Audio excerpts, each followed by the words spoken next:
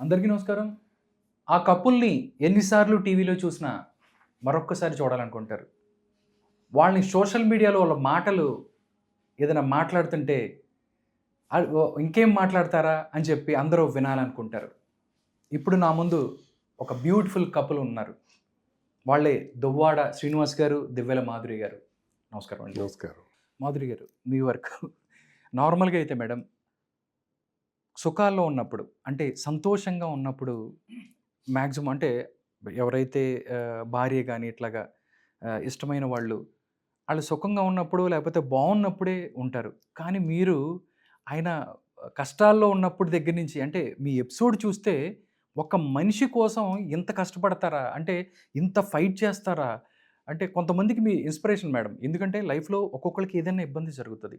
కానీ సమాజం గురించో లేకపోతే వీళ్ళ గురించో ఆగిపోకుండా అనుకున్న దాని కోసం, ఇచ్చిన మాట కోసమో కలిసి నడవటానికి ఇన్ని పాట్లు పడాలా మీరు? ఏమనిపిస్తది మీకు? అభిమానించే వాళ్ళ కోసం ఎన్ని పాటలైనా పడొచ్చు. ఎందుకంటే మేడం ఆ ఎపిసోడ్ మొత్తంగా చూస్తే అసలు మీరు ఆ యాక్సిడెంట్ జరిగిన తర్వాత గాని, తర్వాత జరిగిన పరిణామాలు కూడా చాలామంది కూడా ఎందుకు అసలు ఏంటి ఈళ్ళు? ఏంటి? ఏం జరుగుతుంది? అని కూడా అనుకున్న పరిస్థితి. భయపడ్డారా ఎప్పుడన్నా? సమాజం నుంచో లేకపోతే వీళ్ళ నుంచో ఫ్యామిలీ నుంచి ఆల్రెడీ పిల్లలున్నారు. వ్యతిరేకత వస్తది ఎప్పుడన్నా అట్లా అనుకున్నారా? నేనెప్పుడూ భయపడలేదు. సమాజం నుంచి ఏ వ్యతిరేకత నేనెప్పుడూ భయపడలేదు. ఎందుకంటే శ్రీనివాస్ గారి నుంచే నేను ధైర్యం నేర్చుకున్నాను. అతని మీద ఎన్ని రాళ్ళు ఇసిరినా సరే, ఆ రాళ్ళతోనే దాని అతని మీద కోట భవనం కట్టుకొని వచ్చేస్తారు. నిర్మించుకోగలరు. అతనే నాకు ఇన్‌స్పిరేషను. ఓకే. ఎన్ని రాళ్ళు ఇసిరితే అంత తను ఆ! ఆ రాళ్ళన్నీ పట్టుకొని నిర్మించుకొని పైకెక్కగలరు. సో, అతనే నాకు ఇన్‌స్పిరేషన్. హ్మ్. మేడం ఒక్కసారి మేడం నేను ఎప్పటి నుంచో చాలా ఇంటర్వ్యూలు చూస్తున్నాను నేను. మిమ్మల్ని కలిసినప్పుడు అడగాలనుకున్నాను. ఆయన ఆయన ఫస్ట్ టైమ్ చూసినప్పుడు అంటే లవ్ ఫస్ట్ సైటా? ఆ టైప్‌లో అలా అట్లాగే ఏం లేదండి. Love at first sight. అట్లా కాదు. సిట్యుయేషన్ తర్వాత మాది ప్రేమ అయింది తప్పితే మాది లవ్ ఎట్ ఫస్ట్ సైట్. మేమేమైనా చిన్న పిల్లలం కాదు, పెళ్లి కాని పిల్లలం కాదు లవ్ ఎట్ ఫస్ట్ సైట్ అంటే అవ్వడానికి. కాదండి. అంటే కొంతమంది ఒక ఉన్నారు అలా గాని ఏమీ లేదు. తను హ్మ్. చూడగానే ఒక అభిమానం ఏర్పడింది అంతే. మా సిట్యుయేషన్స్ వల్ల మేము ఇద్దరం కలిసి ఉండడం వల్ల తర్వాత ప్రేమ పుట్టింది మా ఇద్దరి మధ్యలో గానీ ముందు లవ్ ఎట్ ఫస్ట్ సైట్ ఏం కాదు. ఓకే. ఆయనలో మీకు బాగా నచ్చే విషయాలు అంటే ఇది ఇది నాకు ఇష్టం. ఈయన ఇలా ఉంటాడు. అలాంటివి ఏమున్నాయి మేడం? అతనిలో నాకు క్వాలిటీ ఇష్టం ఏంటంటే అతను ఒక లోటస్ ఫ్లవర్ లాగా అనమాట. చుట్టూ బురదున్నా సరే చూసారా అందంగా వికసిస్తది కదా! సో, సూపర్‌గా అతను అలా చెప్పారు మేడం మీరు. ఉంటారు. ఆ క్వాలిటీ చాలా ఉంటది అతనిలో. నాకు ఆ హ్మ్. క్వాలిటీ దానిలో చాలా ఇష్టం నాకు. ఓకే.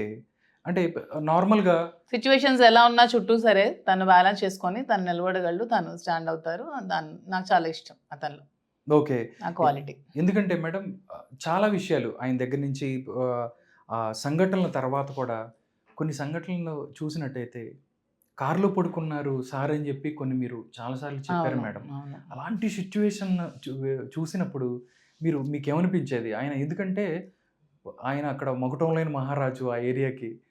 బట్ ఇలాంటి అసలు సంఘటనలు అది చూసే ఫస్ట్ నేను చెల్లించాను. చాలా బాధ అనిపిచ్చేది. ఆ! ఎందుకంటే ఒక టెక్కలంటే దువ్వాడ శ్రీనివాస్, దువ్వాడ శ్రీనివాస్ అంటే సండే టెక్కలి. టెక్కలి. అవును. అది ఎవరికైనా తెలుసు. అది ఆంధ్రాయే కాదు తెలంగాణ ఎవరికైనా తెలుసు. హ్మ్. టెక్కలి పేరు వినపడగానే శ్రీనివాస్ గారి పేరు వినిపిస్తది. అతను కూడా అంతే 25 ఇయర్స్‌లో ఎప్పుడు పదవులు ఆశించకుండానే ప్రజల కోసం కష్టపడుతూనే ఉన్నారు. హ్మ్. ఏ రోజు కూడా పదవి నాకు కావాలని కష్టపడలేదు తను. ఓకే. పదవి లేకపోయినా సరే జనాలు తనకి ఓడించినా సరే ఎప్పుడు జనాలతోనే ఉన్నారు. వాళ్ళు కష్టాల్లో ఉంటే చూడలేరు. తన దగ్గర ఒక రూ. 1000 అంటే ఆ 1000కి ఇంకొక రూ. 10 కలిపి కూడా ప్రజల కోసమే కష్టపడతారు. అలాంటి మనిషి అలాంటి కష్టాలు అనుభవిస్తూ కార్‌లో కొన్ని రోజులు ఉండడం, హ్మ్. ఇల్లు లేకుండా బయట ఉండడం అవన్నీ చాలా బాధ అనిపించింది. ఓకే. అంటే కొంతమంది కోటీశ్వరుడిని పెళ్లి చేసుకుంటారు. వందల కోట్లుండి మొత్తం అయన్నీ పెళ్లి చేసుకుంటారు. పైసా డబ్బు లేని ఆయన్ని మొత్తం కోటీశ్వరుడిని పెళ్లి చేసుకుంటే వాళ్ళ ఫ్యామిలీ బాగుపడతారు. ఇలాంటి వాళ్ళతో ఉంటే ఇతని వల్ల అన్ని సమాజం బాగుపడుతుంది. మొత్తం అన్నీ వదిలేసి జీరోగా ఉన్నప్పుడు మీరు ఇష్టపడ్డారు. అదే అన్న ఏంటసలు అతని ఇది? వల్ల సమాజం బాగుపడుతుందని చెప్తున్నాను కదా! అతనుకున్న విలువలు అలాంటివి, అతనుకున్న మంచితనం, అతనుకున్న వ్యక్తిత్వం వెలకట్టలేనిది. ఓకే. అది ఎన్ని కోట్లు పెట్టినా రాదు. హ్మ్. తనకి జీరో చేసి కిందకి పెట్టేసినా సరే అయినా గాని మళ్ళీ లేసొస్తాడు. నిలబడగలరు, సంపాదించుకోగలరు. హ్మ్. తనకు కెపాసిటీ ఉంది. మరి ఇప్పుడు బక్లా సిల్క్ స్టోర్ తనే ప్లాన్ చేశారు, తనే ఓపెన్ చేశారు. హ్మ్. ఇంటిగా డెవలప్ చేశారంటే అన్ని తన మైండే కదా ఇదంతా. ఓకే. సో జీరోకెళ్ళినా సరే తను మళ్ళీ స్టాండ్ అవ్వగలరు, మళ్ళీ కోట్లకు పరిగెత్తగలరు. ఆ నమ్మకం నాకుంది. ఓకే. అంటే మేడం ఇష్యూస్ అన్నీ జరిగిన తర్వాత ప్లానింగ్ చేయాలి. డెఫినెట్‌లీ మనం ఎందుకంటే అన్ని వైపుల నుంచి అటువైపు ఎవరైతే వాణి ఫ్యామిలీ అటు నుంచి పిల్లలు వాళ్ళందరూ కూడా అటాక్ చేశారు. దారుణంగా తిట్టారు మిమ్మల్ని. అసలు కొట్టిన పరిస్థితి అంత పరిస్థితి నుంచి కూడా అసలు ముందేమన్నా ఆలోచించుకొని, ప్లాన్ చేసుకొని ఇవి చేసారా? లేదు సిట్యుయేషన్ జరిగిన తర్వాత మనం ఇలా కలిసి నడవాలి అని మీరు అనుకున్నారా? సిచ్యువేషన్ జరిగాక మేము కలిసి నడవాలనుకున్నాం. కలిసి నడుస్తున్నాం. ఆ విషయం వాళ్ళకి తెలుసు. అన్నీ తెలిసిన తర్వాత మళ్ళీ ఇవన్నీ వాళ్ళు డబ్బుల కోసం, ఇల్లు కోసం ప్లాన్ చేశారు. ఓకే. అవన్నీ బెడ్స్ కొట్టాయి. హ్మ్. సో, ఇప్పుడు మేము ఫైనల్‌గా హ్యాపీగానే ఉన్నాం. హ్యాపీగానే లీడ్ చేస్తున్నాం. మళ్ళీ పొలిటికల్ లైఫ్ మళ్ళీ చక్కగా నడుస్తోంది. ఓకే. చక్కగా స్టార్ట్ అవుతుంది. మళ్ళీ ప్రజలందరూ కూడా మమ్మల్ని బాగా ఆదరిస్తున్నారు. ఈ ఆదరణతోనే ముందుకెళ్తున్నాం. మేడం, ఆయనంటే టెక్కలకి సంబంధించి ఆయన ఉంటారు. ఫ్యూచర్‌లో రాజకీయాల్లోకి మీరు కూడా వచ్చే అవకాశం ఉందా? ఎందుకంటే అదే మీరు ప్రెజెంట్ ఇన్‌స్పైర్ రాజకీయాల్లో ఉన్నట్టు అతను ఉంటే అతని వెనక నేను ఉన్నట్టే కదా!